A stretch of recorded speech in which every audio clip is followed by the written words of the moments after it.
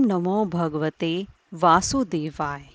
दोस्तों, आप सभी का मेरे इस YouTube चैनल में हार्दिक स्वागत है। प्रत्येक वर्ष भाद्रपद माह के शुक्ल पक्ष की चतुर्दशी तिथि के दिन अनंत चतुर्दशी का पर्व मनाया जाता है, जिसे कि हम अनंत चौदस के नाम से भी जानते हैं। यह त्योहार भगवान विष्णु जी को समर्पित है।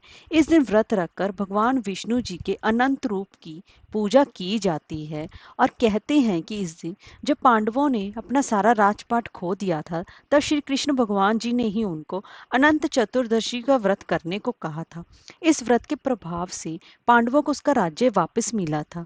इसीलिए इस दिन श्री हरि जी की पूजा और कथा सुनने से अनेक समस्याओं का अंत होता है। और इसी के साथ साथ इस दिन शुभ समय में गणेश विसर्जन भी किया जाता है। गणपति बप्पा के भक्त इस मनोकामना के साथ उन्हें विदा करते हैं, ताकि अगले बरस बप्पा फिर उनके घर पधारें और जीवन में सुख और शांति लेकर आए।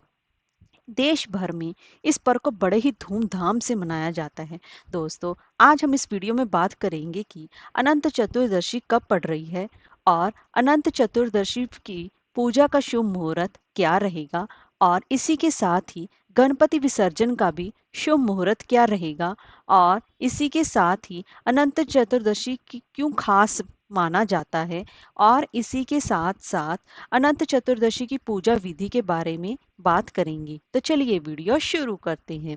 दोस्तों, अगर आपको हमारी ये वीडियो अच्छी लगी हो तो लाइक और शेयर करें और चैनल को सब्सक्राइब करना ना भूलें, और कमेंट बॉक्स में ओम नमो नारायण अवश्य लिखें। तो चलिए वीडियो शुरू करते हैं।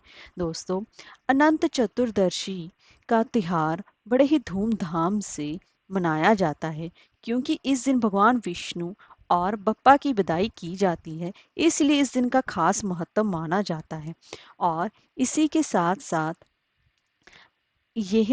इस दिन तारीख जो शुरुआत हो रही है, भाद्रपद माह के शुक्ल पक्ष की चतुर्दशी तिथि की शुरुआत 27 सितंबर 2023 को रात को 10:18 से प्रारंभ हो रही है, और इसका समापन 28 सितंबर को शाम को 6:49 पर होगा।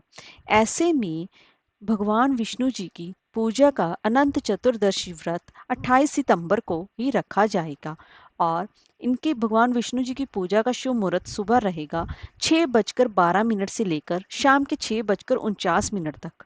उस दौरान आपको भगवान विष्णु जी की पूजा अर्चना कर लेनी चाहिए। आइए दोस्तों, आप जान लेते हैं कि इस दिन हमें गणपति विसर्जन कब करना चाहिए।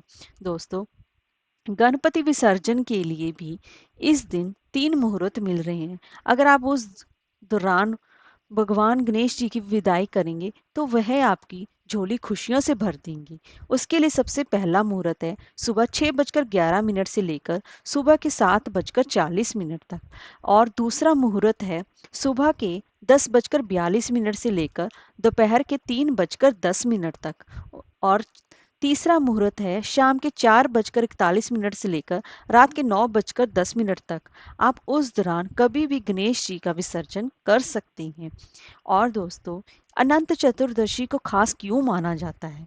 अनंत चतुर्दशी के दिन भगवान विष्णु जी ने 14 लोकों की रक्षा करने के लिए 14 रूप धारण किए थे। इसीलिए इस पर्व को खास माना जाता है, और इस दिन भगवान विष्णु जी के अनंत रूप की पूजा की जाती है। और इसी दिन साथ साथ 14 गांठ वाला एक रक्षा सूत्र कलाई पर बांधा जाता है।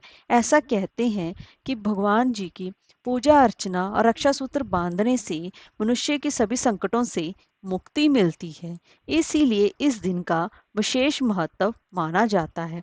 आइए दोस्तों, अब जान लेते हैं कि अनंत चतुर्दशी की पूजा विधि क्या रहेगी।